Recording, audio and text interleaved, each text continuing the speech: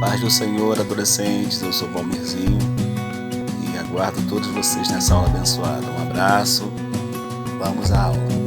A paz do Senhor, amados adolescentes, tudo bem? Graças a Deus estamos para gravar a nossa 8ª lição, que vai falar sobre o segundo diário de viagem. Vai ser mais uma lição maravilhosa que nós estaremos aprendendo juntos na presença do Senhor nosso Deus.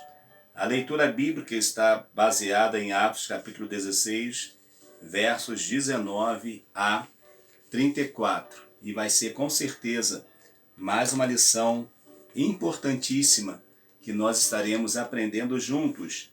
Atos capítulo de número 16, versos 19. Vai dizer assim, eu não lerei todos os versículos, mas depois você tem a liberdade de fazer a leitura completa. 16, 19 diz: E vendo os seus senhores que a esperança do seu lucro estava perdida, prenderam Paulo e Silas, os levaram à praça, à presença dos magistrados. E, apresentando-os aos magistrados, disseram: Estes homens, sendo judeus, perturbaram a nossa cidade e nos expõem costumes que não é lícito receber nem praticar, visto que somos romanos. E a multidão se levantou unida contra eles, e os magistrados, rasgando-lhes as suas vestes, mandaram açoitá-los com vara. Eles vão pagar um preço muito alto por estarem vivendo o que o Evangelho ele determina. O Evangelho ele vai ensinar muitas lições, e uma das lições que o Evangelho vai ensinar é que o Evangelho ele não é um Evangelho de facilidades. O Evangelho ele não traz facilidade. O Evangelho ele vai trazer, até um determinado momento, alguma dificuldade, algo vai acontecer. Porém, nós vamos ver que é muito importante quando o homem de Deus ou a mulher de Deus vive o que a palavra determina, vive o que a palavra de fato ensina. A mensagem diz assim: eles responderam, creia no Senhor Jesus e você será salvo, você e as pessoas da sua casa. Atos 16, 31. Você vai entender essa colocação dessa palavra daqui a pouquinho mais.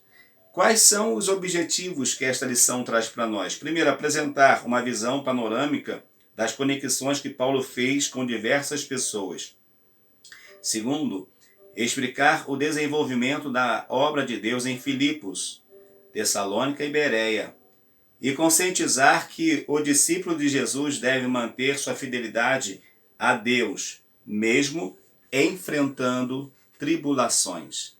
Mesmo em meio às tribulações, às adversidades, você não deve, como eu também não devo, deixar de pregar, deixar de anunciar esta poderosa palavra, porque é a palavra do Senhor que irá fazer toda a diferença nas nossas vidas.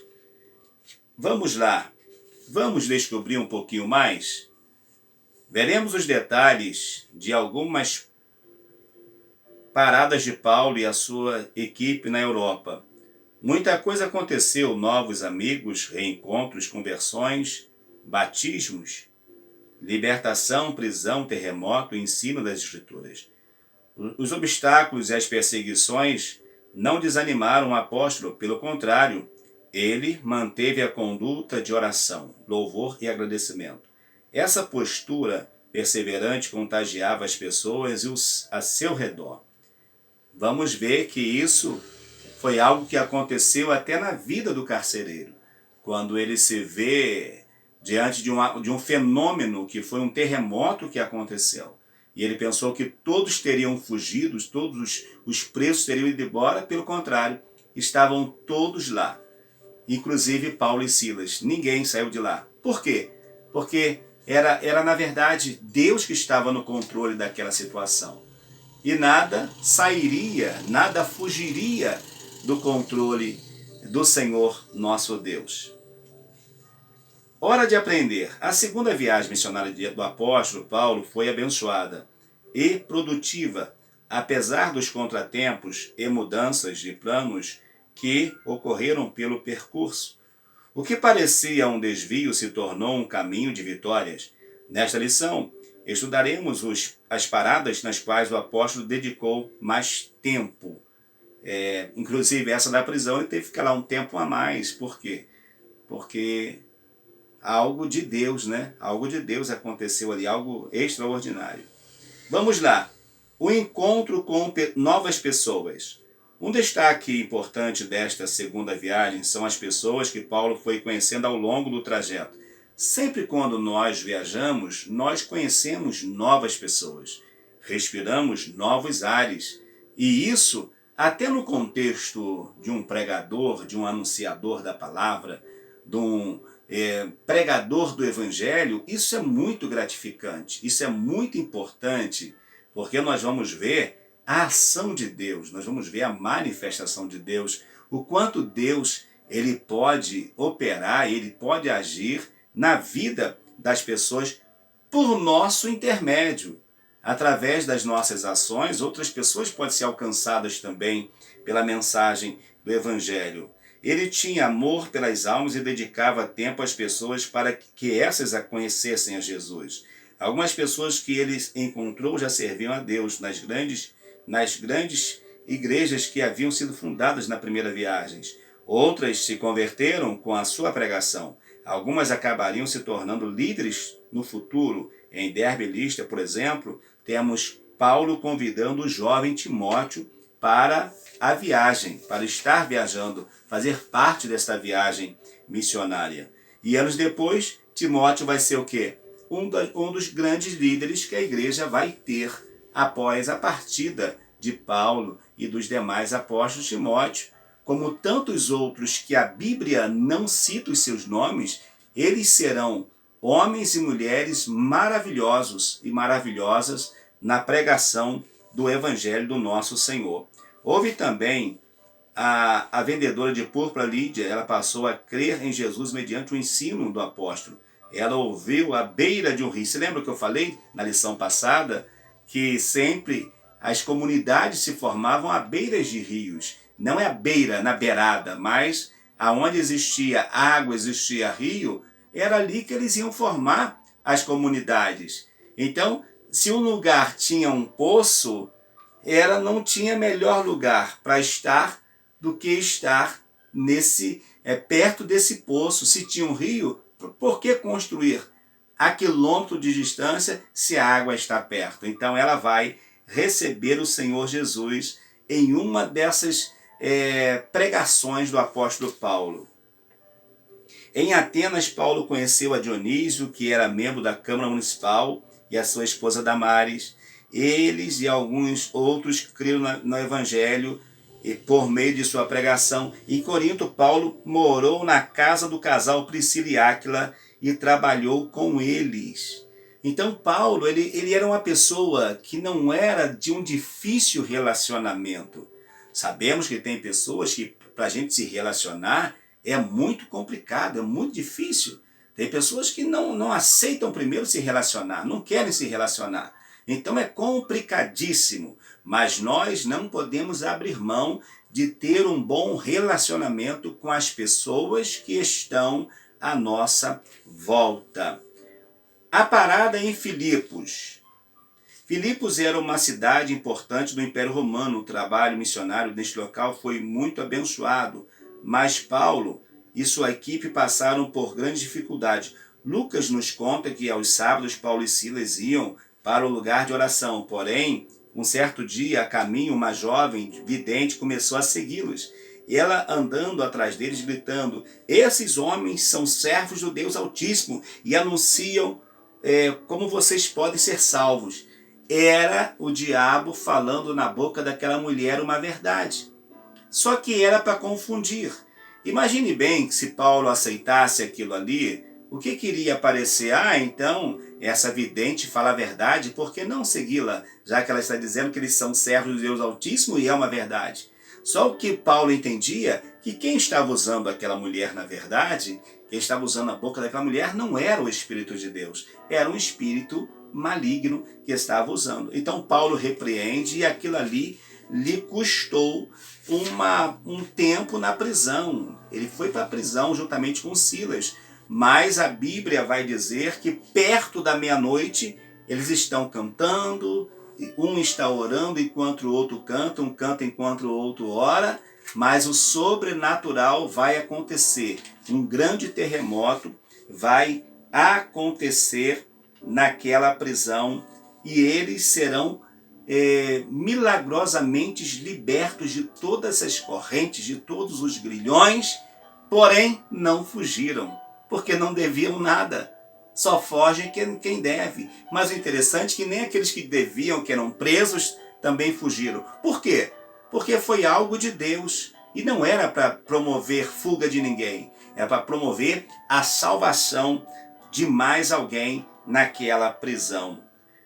Os senhores daquela escrava ficaram furiosos. Por quê? Era uma fonte de renda. E eles ganhavam dinheiro com ela. Mas agora, ela sendo liberta, não daria mais dinheiro para eles. Então eles falam que Paulo e Silas está perturbando, está trazendo novas doutrinas, novos ensinamentos que não eram permitidos aos romanos. Foi prato cheio para eles serem presos.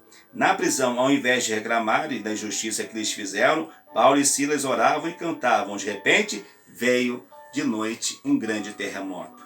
E o sobrenatural aconteceu ali. E quando isso acontece, aquele carcereiro, ele vai perguntar, e aí varões, o que eu devo fazer para ser salvo?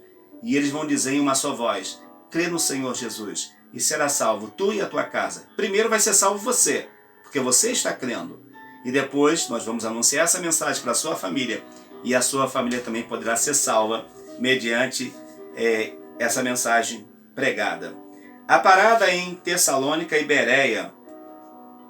Após saírem da prisão, Paulo e Silas se despediram dos irmãos de Filipos e partiram para Tessalônica e Bereia.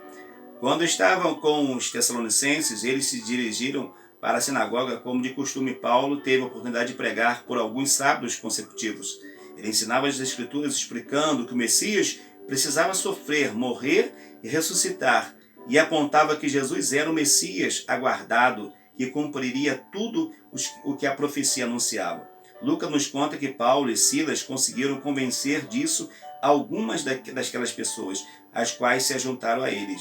E um grande número de não-judeus convertidos ao judaísmo e muitas senhoras de alta sociedade também juntaram ao grupo. Por quê? O evangelho é para todos. O evangelho não é para pobres, não é para milionários, não é para mais ou menos. Não vamos estabelecer para quem é o evangelho, mas vamos dizer que o evangelho é para todos, que aceitarem, que crerem nesta poderosa mensagem que pregamos. Esses opositores invadiram a casa de Jasão, onde os missionários estavam hospedados, para levá-los presos. Como eles não estavam lá, eles arrastaram Jasão e os irmãos que estavam com ele até diante das autoridades. Em seguida, acusaram os cristãos de muitos crimes e, por fim, eles foram presos injustamente, sempre tentando alguma coisa contra os cristãos. Os cristãos eram vistos como a escória do mundo, eram vistos como aqueles marginalizados, aqueles que não tinham uma mensagem verdadeira, que eram contrários a tudo. Mas, na verdade, eram eles que não queriam receber a verdade. Era eles que não aceitavam a verdade. E a palavra do Senhor é clara quando diz, crer e conhecereis a verdade, e a verdade vos libertará. E se, pois, o Filho vos libertar, verdadeiramente sereis livres. Os judeus de Bereia, ao contrário dos judeus de Tessalônica, receberam o evangelho com interesse. Em Bereia, os crentes bereanos eram crentes diferenciados, porque eles anotavam o que o pregador falava. É lá que surgem as primeiras anotações, quando os pregadores pregavam, eles anotavam para depois tirarem as suas dúvidas. Se nós fôssemos assim também. quando ouvimos uma mensagem na igreja e não entendemos, se nós anotássemos ali depois, pregador, vem aqui pregador, me explica isso aqui que eu não entendi na hora da mensagem. Não é fazer tumulto enquanto o pregador está pregando, mas no final, vem cá pregador, explica melhor isso aqui para nós. E os crentes bereanos eram assim. Parece até os crentes assembleanos, né? Não, mas lá era bereanos, não eram assembleanos. Os judeus de Bereia, ao contrário dos judeus de Tessalônica, receberam o evangelho com interesse. Eles estudavam as escrituras com perseverança para verificar se o que Paulo estava falando era verdade. Eles perseveravam nos estudos, perseveravam nos ensinamentos. E isso é algo assim maravilhoso. Então os crentes bereanos, eles eram diferentes, eles eram diferenciados.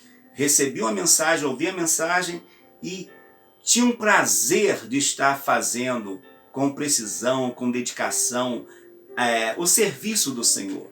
Estarem fazendo o melhor para a glorificação do Senhor nosso Deus. Porém, quando os perseguidores de Tessalônica, que foram lá na casa de Jasão, souberam que Paulo estava lá em Bereia, eles foram para lá para quê? Para arrumar confusão. Aí, quem é desordeiro é o crente, na verdade.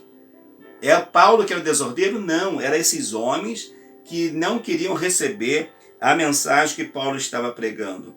Esses contratempos não atrapalharam o crescimento da igreja. O escritor do livro de Atos, que é o Dr. Lucas, descreve que os judeus e os gentios, homens e mulheres, creram na mensagem da cruz. As perseguições contra os apóstolos os empurravam para seguirem a viagem e pregarem em outros lugares. Sempre pregando uma mensagem nova.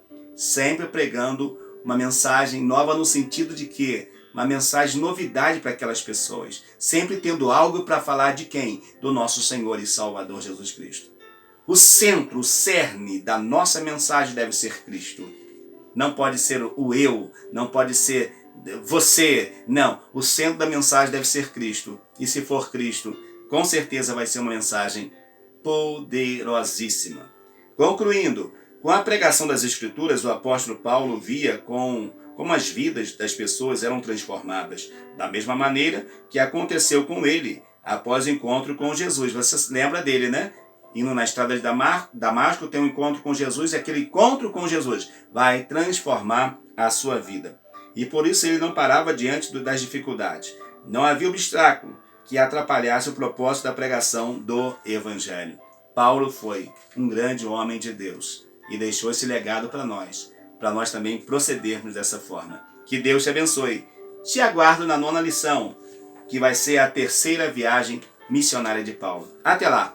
Não esqueça de dar o seu joinha, se inscrever no canal que está logo aqui embaixo e acionar logo do lado o sininho das notificações. Ok? Deus te abençoe. Até o nosso próximo vídeo em nome de Jesus. E não esqueça de estar estudando a palavra do Senhor.